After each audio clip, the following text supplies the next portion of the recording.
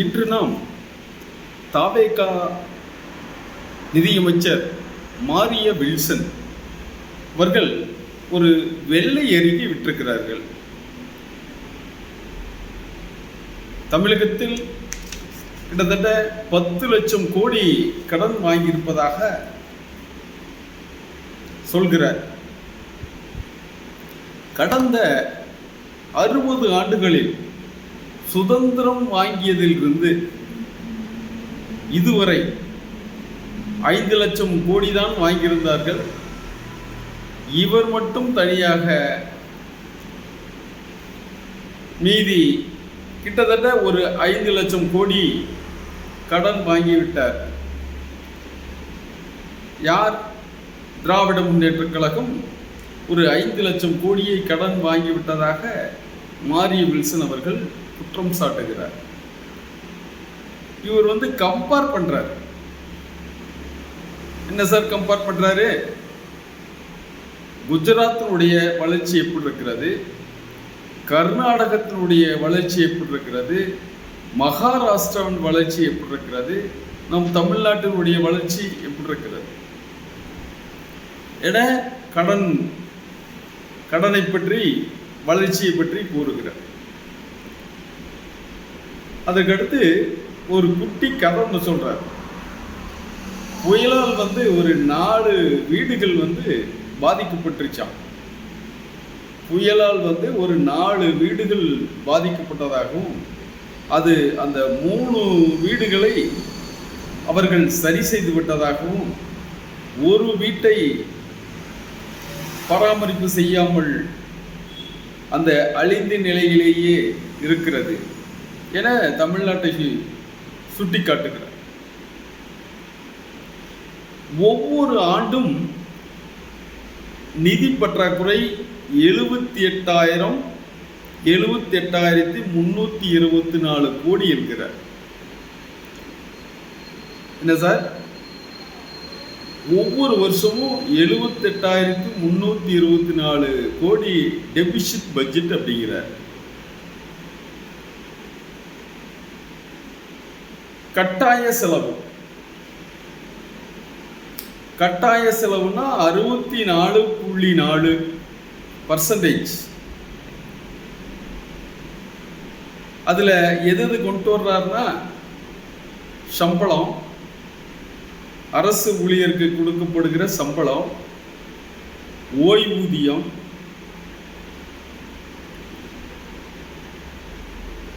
அன்றாட செலவுகளை கொண்டு வர்றார். அது மட்டும் இல்லாமல் ஒரு எக்ஸ்ட்ரா செலவு அப்படின்னு சொல்லி ஒரு 87%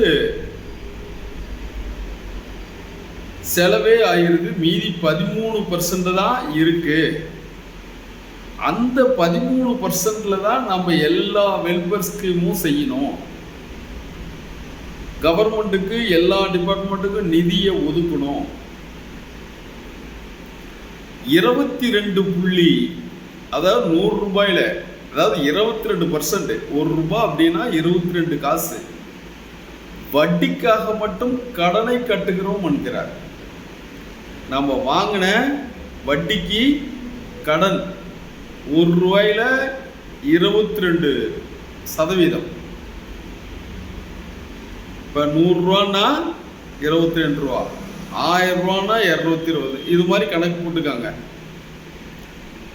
அப்படின்னு சொல்லி சொல்றார்.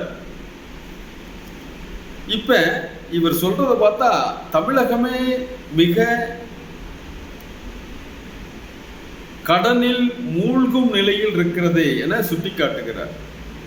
ஒருத்தருக்கு இரத்த அழுத்தம் இருக்குது, சுகர் இருக்குது, கொலஸ்ட்ரால் இருக்குது.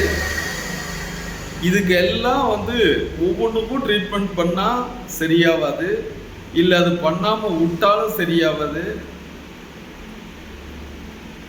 இது மாதிரி நிலையில எதுக்கும் ட்ரீட்மெண்ட் எடுக்காம இருந்தா சீக்கிரம் அவரு செத்துருவார் அப்படிங்கிற மாதிரி தமிழ்நாட்டினுடைய நிலைமையை கூறுகிறார். 10 லட்சம்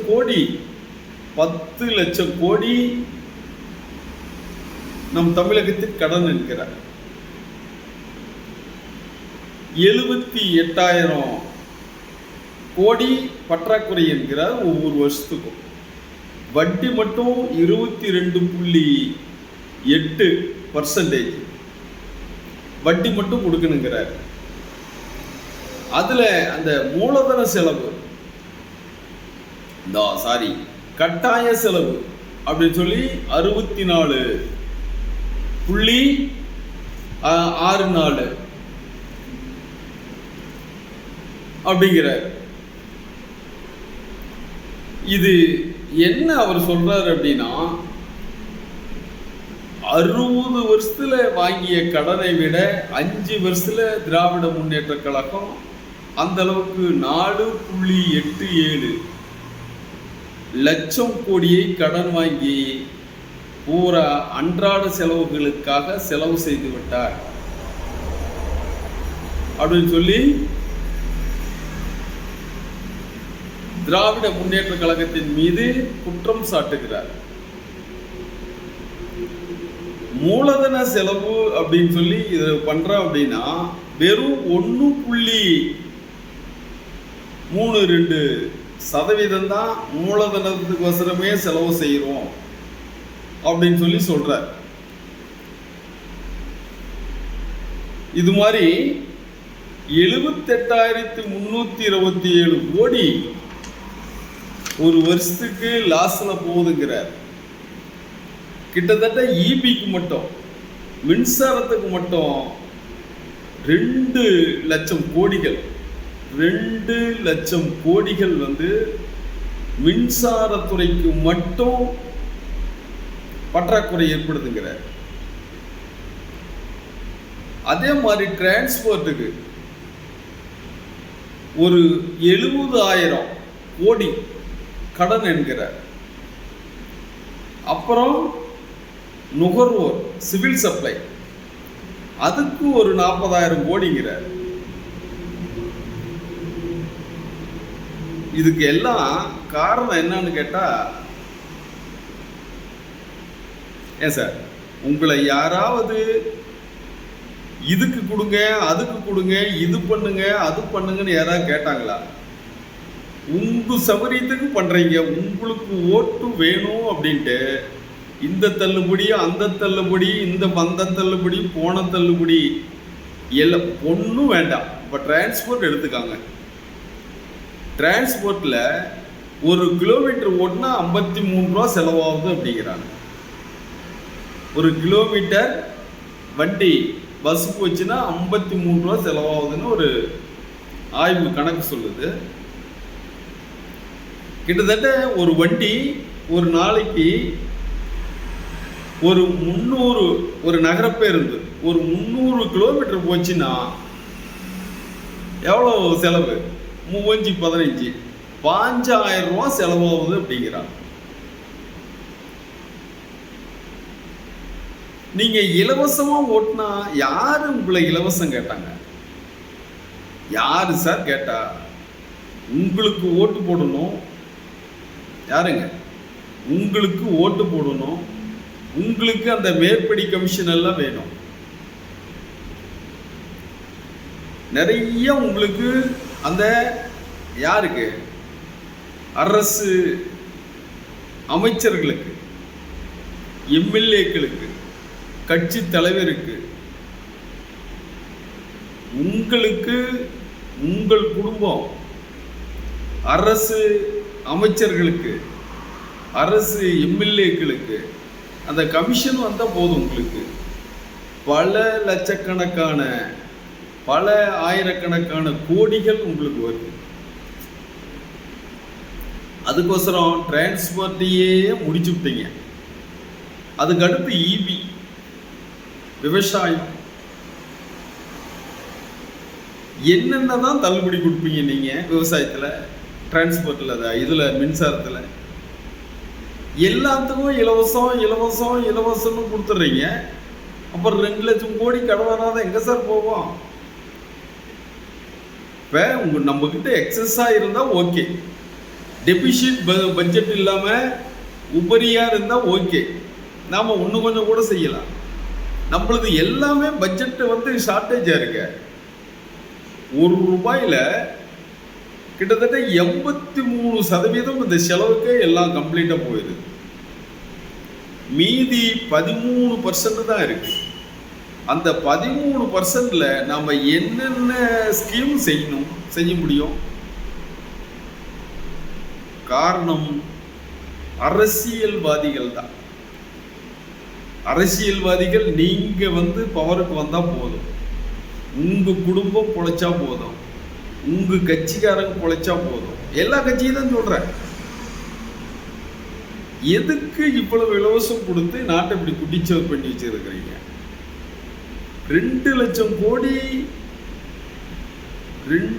கோடி மின்சாரத்துறையில நஷ்டம் ஆயிருக்குதுங்கிறாங்க. எல்லாம் இலவசம் கொடுத்த நஷ்டமா என்ன சார் ஆகும்? ஒரு நாளைக்கு 21,000 மெகாவாட் மின்சாரம் தேவைப்படுதுங்கிறாங்க.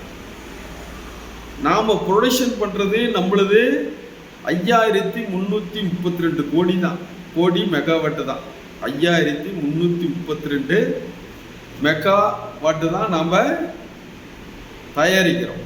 மீதி பூரா நம்ம கடன் வாங்கி ஆகணும். இவ்வளவு கடன் வாங்கி தனியார்கிட்ட இருந்து வாங்கி மற்றவங்கிட்ட இருந்து வாங்கி விலைக்கு வாங்கி நீங்க இலவசம் கொடுத்தா அப்புறம் மின்சாரத்துறை 2 லட்சம் கோடி கடன் வாங்காம என்ன பண்ணோம்? இப்ப நம்ம எல்லாமே வெல்ஃபேர் ஸ்கீம் பண்றோம். பண்ணி நமக்கு பட்ஜெட் எக்ஸஸா இருந்தா நீங்க என்ன வேணாலும் பண்ணுங்க. ரூபாயில 22 பைசா 22% கடனுக்காக நீங்கள் செலுத்துகிறீர்கள் என்றால் அதுக்கு அடுத்து உங்கள் டிபார்ட்மெண்ட்டுக்கு வேலை செய்யறதுக்கு ஆள் வேணும், ரோடு வேணும், சுகாதாரம் வேணும், கல்வி வேணும், தண்ணி வேணும், எல்லாத்துக்கும் நமக்கு வேணும்ல. இது எல்லாம் இலவசம் இலவசம் இலவசம்னு சொல்லி நீங்க எல்லாம் கொடுத்துட்டீங்கன்னா அப்புறம் எங்க இருக்குது காசு? ஏன் சார் மகளிர் உரிமை தொகை யாராவது கேட்டாங்களா? மகளிர் உரிமை தொகை யாராவது கேட்டாங்க? அவங்கள 1000 கொடுத்து அது ஒரு பெரிய லாஸில் இருக்குது. இப்ப தலைவர் இவரு 2500 ரூபா கொடுக்குறாரு. வள்ளல் பரம்பரை எவ்வளவு கொடுக்குறாரு? 2500 ரூபா கொடுக்குறாரு. ஒரு வீட்டுக்கு 6 சிலிண்டர் கொடுக்குறேன்னு சொல்றாருங்க. அது இல்லாம தாய்மாம சீரு தர்றங்கிறாரு, அண்ணன் சீரு தர்றங்கிறாரு. ஒரு குழந்தை பிறந்தா பவுனு போடுறங்கிறாரு. கவர்மெண்ட் ஸ்கூல்ல படிச்சா அவங்க பிள்ளைங்க படிச்சா 5000 ரூபாய் காசு கொடுக்கங்கிறாரு. இது மாதிரி பூரா நீங்க இலவசம் இலவசம் இலவசம் கொடுத்தா அப்புறம் எங்க இருக்கும் காசு? நீங்க பிழைக்கணும், உங்க குடும்பம், முதலமைச்சர் பிழைக்கணும், உங்களுடைய அமைச்சர்கள் பிழைக்கணும், எம்எல்ஏ பிழைக்கணும், கட்சிக்காரன் பிழைக்கணும். பொதுமக்கள் எப்படி இருந்தா ஒன்றும் பிரச்சனை இல்லை. இப்ப எக்ஸஸா பட்ஜெட்டா இருந்தா நீங்க என்ன வேணாலும் பண்ணலாம். பட்ஜெட்டை இவ்வளவு கடன் வாங்கி கொடுத்துட்டு நம்ம இலவசம் இலவசம் சொல்லிட்டு எல்லாம் இலவசத்துல கொடுத்துட்டு இருந்தா நாடு எங்கேயா போகும்? எங்க போகும் நாடு? ரூபாயில 87 பைசா இந்த செலவுகளுக்காக போகுது அப்படின்னா அந்த 13 பைசா வச்சு என்னையா பண்ண முடியும்? ஒரு வருஷத்துக்கு 78,000 கோடி பட்ஜெட்டில் இருந்தா அவன் எதை வச்சு சரி பண்ணுவாங்க சொல்லுங்க? ஏடிஎம்கே ஆகட்டும், டிஎம்கே ஆகட்டும், வந்திருக்கிற தாவேக்கு ஆகட்டும், எந்த கட்சி தான் ஆகட்டும், எதையும் இலவசம்னு சொல்லாம நீங்க ஓட்டு வாங்கி பதவிக்கு வந்துட்டா ஓகே. ஆனா நீங்க பதவிக்கு வரணும். நீங்க பதவிக்கு வரணும் சார். முதலமைச்சர் நல்லா இருக்கணும், அந்த மந்திரிங்கெல்லாம் நல்லா இருக்கணும், எம்எல்ஏ நல்லா இருக்கணும், உங்க கட்சிக்காரங்க கமிஷன் வாங்கணும்ல. பதவியில் இருந்தா தானே கமிஷன் வாங்க முடியும். இது போன்ற சூழ்நிலையில தமிழ்நாட்டை வச்சுக்கிட்டு இருந்தா அப்புறம் எப்படி சார் உருப்படும்? இது போன்ற நிலை நம் தமிழ்நாட்டில் இருக்கிறது. எல்லாம் இலவசம் இலவசம் இலவசம் கொடுத்துட்டா என்ன பண்ண போறீங்க நீங்க? Totally waste. Political parties are totally collapse. இப்ப நாம் அதே மாதிரி ₹1 ஜிஎஸ்டி நம்ம சென்ட்ரல் கவர்மெண்ட் கட்டுறோமோ அப்படின்னா அவங்களுக்கு நமக்கு கொடுக்கறது எவ்வளவு? ஒரு 22 பைசா 24 பைசா. நாளில் ஒரு பங்கு தான் கொடுக்குறாங்க, மீதி 3 பங்கு அவங்க எடுத்துக்கிறாங்க. யாருங்க? Central government. அதே மாதிரி நம்ம ஒரு பெட்ரோல் சின்ன நாடெல்லாம் ஒரு 30 ரூபாய்க்கு 40 ரூபா கொடுக்குது, நாம 100 ரூபாய்க்கு கொடுக்குறோம். ஏன்னா சென்ட்ரல் கவர்மெண்ட்டு அது மேலே டேக்ஸு 20% போடுறாங்க, இவங்களும் 20% 25% போடுறாங்க. கிட்டத்தட்ட ஒரு லிட்டர் பெட்ரோல் 100 ரூபா அப்படின்னா 50 ரூபா நீங்கள் டேக்ஸ் போட்டு எடுத்துக்கிறீங்க.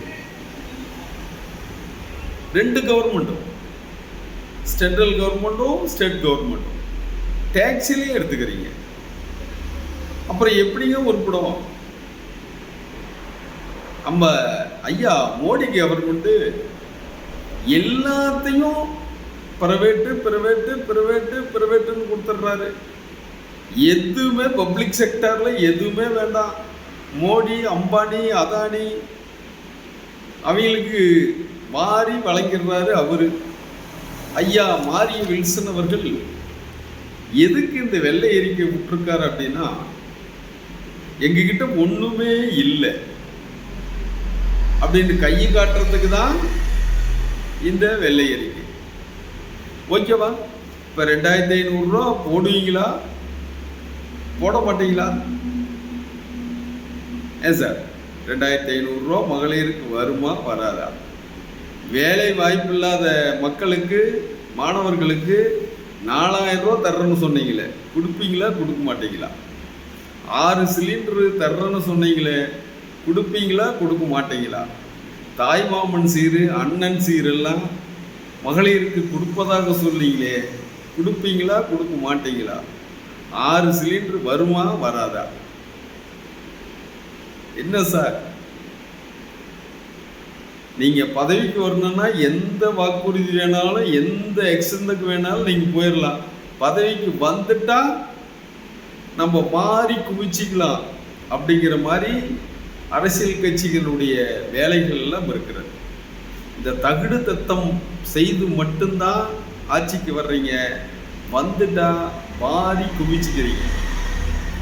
ஒரு முதலமைச்சர், ஒரு எம்எல்ஏ, ஒரு மந்திரி, இந்த அமைச்சர் அந்த அமைச்சர் யாரும் பதவிக்கு வராதுக்கு முன்னாடி அவங்களுடைய பேஸ் என்னன்னு பாருங்க. சாதாரணமா லட்சக்கணக்கில் 1 கோடியெல்லாம் கண்ணிலேயே பார்க்க முடியாது. செத்தாதான் 1 கோடி வரும். ஒரு ஏக்கரா 2 ஏக்கரா காடு வச்சிருக்கிறோம் அல்லது எதுவுமே இல்லாத இருக்கிறோம், ஒரு பதவிக்கு வந்துட்டான்னா, ஒரு எம்எல்ஏ ஆயிட்டான்னா, பதவிக்கு வந்த பின்னர் கொஞ்ச நாள்லயே பல கோடிகள், பல நூற்றுக்கணக்கான கோடிகள், பல நூற்றுக்கணக்கான ஏக்கர் நிலங்கள், ஒரு கார் வாங்கிறதுக்கு முன்னாடி வழி வக்கு இருக்காது. வீட்டில் பார்த்தா 4 காரு 5 கார் நிற்கும். எந்த கார் எடுத்தாலும் 50 லட்சம், 60 லட்சம், 1 கோடி, 2 கோடி, இது மாதிரி இருக்கு நம்ம அரசியல்வாதிகளுடைய நிலைமை. அப்புறம் அதுதான் நம்ம மாரிய வில்சன் எங்கிருந்து தலைவரை போட்டாங்கன்னு தெரியல. தமிழ் அப்படியே தடுமாறுது சார். உண்மையேனும் தமிழ் படிச்சவங்க, தமிழ் ஆசிரியர்கள், இந்த இவருடைய மோடி தமிழை விட ஜோரா இருக்குது.